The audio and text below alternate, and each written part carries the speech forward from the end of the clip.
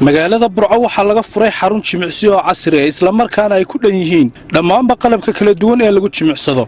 Xaruntan jimicsiga oo lagu magacaabo Qurxiye ayaa waxa soo kordhiyay muwaadin reer Burco ah oo ka mid ah dhalinyarada ciyaaraha gobolka Togdheer. Waxaana xariga ka jaray xoghayaha dawladda hoose ee degmada Burco iyo qaar ka mid ah xildhibaanada golaha deegaanka Burco. Mulkiilaha meherada Cabdilaahi Maxamed ayaa faahfaahiyay goobtan casriga ah ee jimicsi ee Qurxiye. Waxaan halkan ka furnay jiimka la yiraahdo Qurxiye jiim ee gobolka Togdheer kaasoo aan keenay qalab casri ah qalab laga keenay waddanka Ingiriiska kaasoo tayadiisu aad u fiican tahay.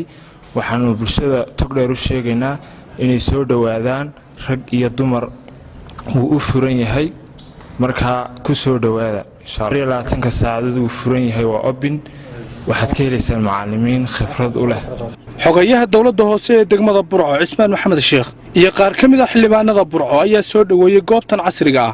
waxaan u baarigaynaa waxaan maanta xariga uga jaraynaa waxaan ugu ducaynaynaa waxaan ugu hambaliyaynaynaa waxaan soo dhawaynaynaa ninkan dhalinyarta ah ee mulkiilaha ah ee dhinacayga midig taagan ee la yiraahdo Cabdilaahi Maxamed wuxuu maanta ku soo kordhiyay magaalada Burco wax aad iyo aad bulshadu ugu baahan tahay. bulshadu aad bay runtii ugu baahan tahay.